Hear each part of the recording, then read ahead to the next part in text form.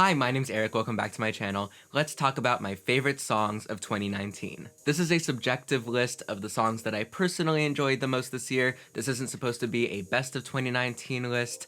Also, I won't be including songs from every album that I reacted to this year, which isn't to say that I didn't enjoy them, just that they didn't make this top 50. So I'm going to link a Spotify playlist in the description and or the comments where I can add in some other songs that didn't make this top 50. Also, I want to point out that the rank doesn't really matter all that much. This is mostly just to share all the songs that I really loved this year, and their position on the list is sort of less informative than the fact that they are on the list, if that makes sense. Like, it doesn't really matter to me if a song's at number 39 or 50. I probably enjoyed them pretty similarly. The rank does matter more as we approach the top of the list. And one last thing before I dive into the list, on list articles and videos, comments that say, "Where is blank?" or "This list is invalid without blank" are kind of inevitable, but also in my opinion, they're kind of tired. I would honestly much prefer that you leave your own lists in the comments and let me know your own favorites, because I actually really enjoy lists, as you probably can tell, and I enjoy reading other people's lists. So I am genuinely curious to hear about your favorite songs of the year, so please drop them in the comments down below, and please subscribe to be here when I post new videos every week.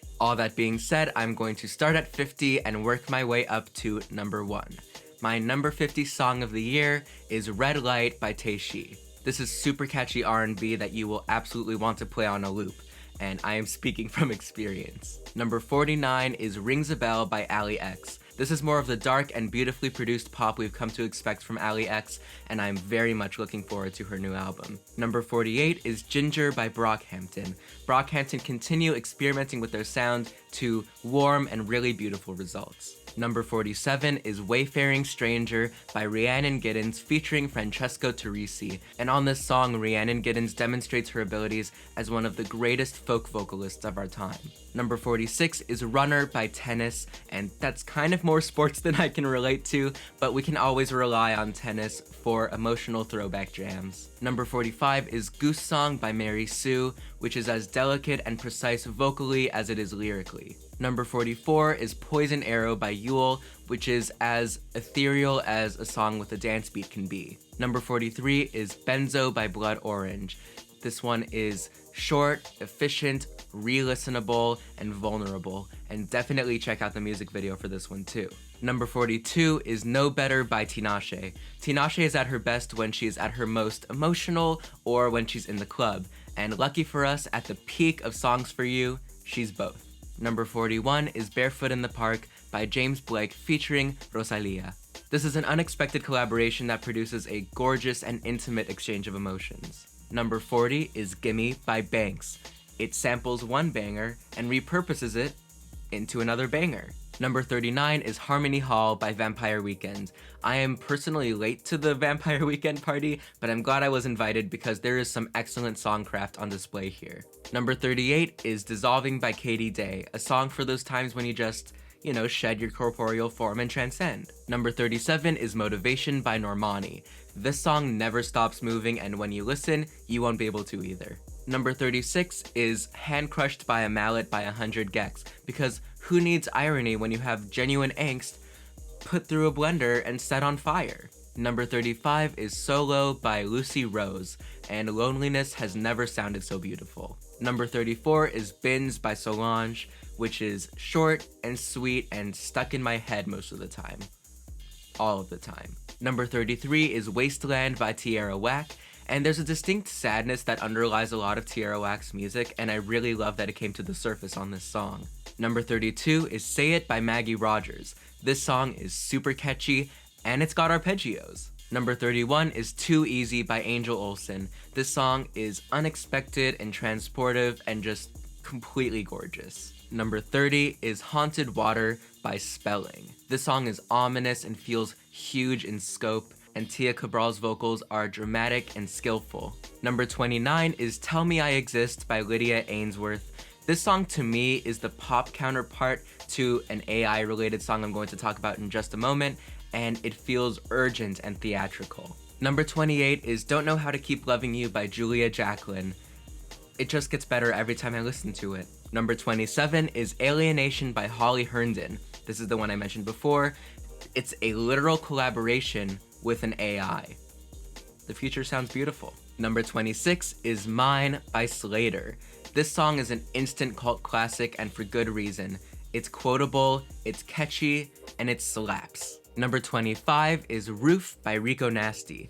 Rico Nasty is very versatile and has released a number of really great songs this year, but Roof is just so scathing and incendiary, it's impossible to ignore. Number 24 is Kids in the Dark by Bat for Lashes.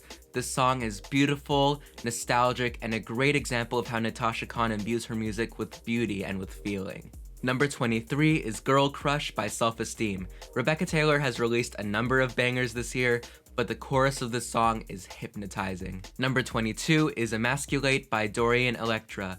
Flamboyant is another album where I could have chosen basically any song, but the desperation in Dorian's performance here is just incredible. Number 21 is Maybe You're the Reason by The Japanese House.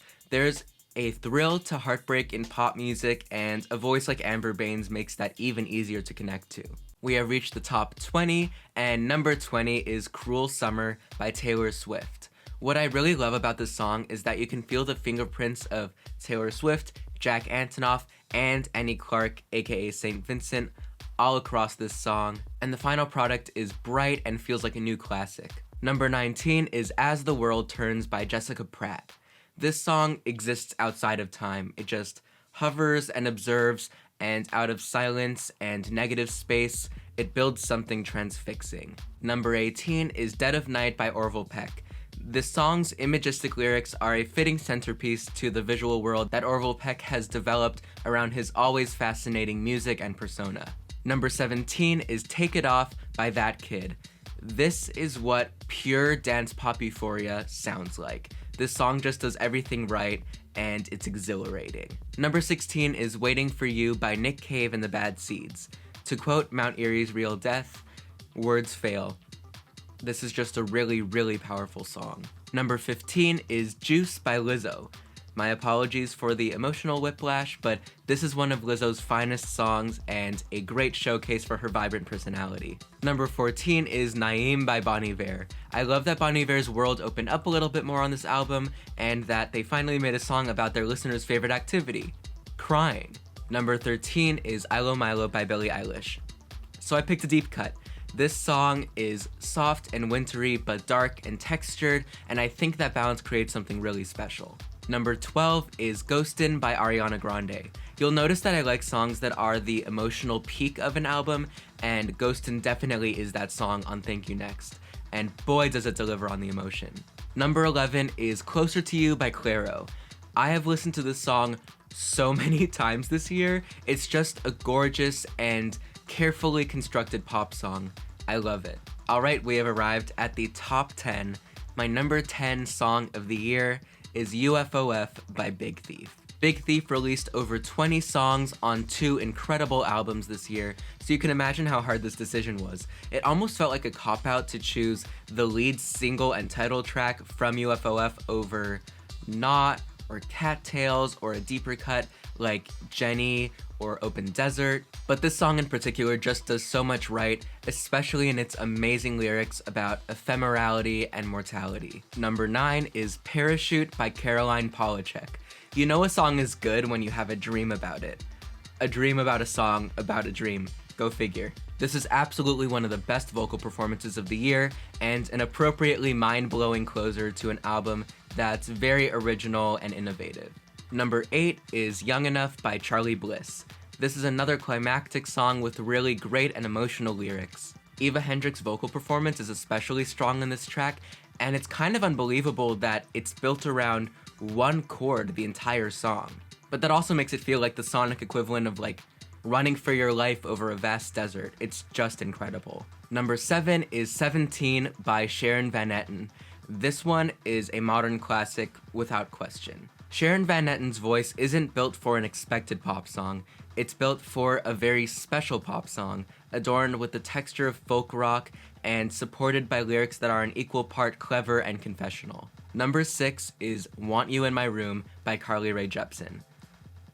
It's Carly Rae. I had a lot of really good options here, especially Julian, but this song is just a straight shot of adrenaline, and I have gradually become deeply obsessed with it. And Jack Antonoff's production is just perfect here. This is masterful pop music. Number 5 is Gone by Charli XCX featuring Christine and the Queens. I just want to take a moment to acknowledge that Charli does it again and again and again when it comes to creating pop perfection. She releases Vroom Vroom and it's like, this is it, this is the future of pop. She releases track 10 and it's like, this is it, this is the future of pop. And then she releases Gone, and it becomes apparent, if it wasn't already, that it's not that any one of her songs is the future of pop, it's that Charli is the future of pop. Number 4 is Summer of 42 by Kishibashi. Take Kishibashi's most climactic and thrilling song since Manchester and put it against the backdrop of the internment of Japanese Americans during World War II. And you have a song that is not only soaring and magnificent, but deepened by the gravity of its historical context. I am so blown away every time I listen to this song, not only because it's incredibly beautiful, but also because it's a crucial reminder of our past. My number 3 song of the year is The Greatest by Lana Del Rey. This is the song that Lana Del Rey was born to write. I could talk for hours about it. The Greatest contains some of her best lyrics that elaborate on her trademark references to American pop culture figures and ideas of the past, while also connecting them to her personal and political self in the present. The Greatest is arguably Lana's thesis song, and I can barely go a few days without returning to it and thinking about it. My number 2 song of the year is Cellophane by FKA Twigs. What's amazing about Twigs is that she has this uncanny ability to scrape out musical ideas that exist just below the surface of the pop music that we've heard, and from those ideas, create music that no one else could have imagined. Cellophane is a monument to heartbreak, the conclusion of a groundbreaking album, and one of my favorite songs of the year. Alright, we have made it to the number 1 spot, and my absolute favorite song of 2019 is Movies by Weyes Blood. Movies is celebratory, mournful, and cathartic, a slow build to some of the most incredible emotional moments you'll experience on any music from 2019. On paper, the lyrics are so sincere that they almost read as ironic, but Natalie Merring's magnificent vocals and the Carpenters meets Beach House instrumental that shatters at the bridge into a gorgeous strings breakdown are incredibly passionate. Movies is an emotional journey, and that is why it's my song of the year. So that is my list of my favorite songs of 2019, and I look forward to seeing yours in the comments down below.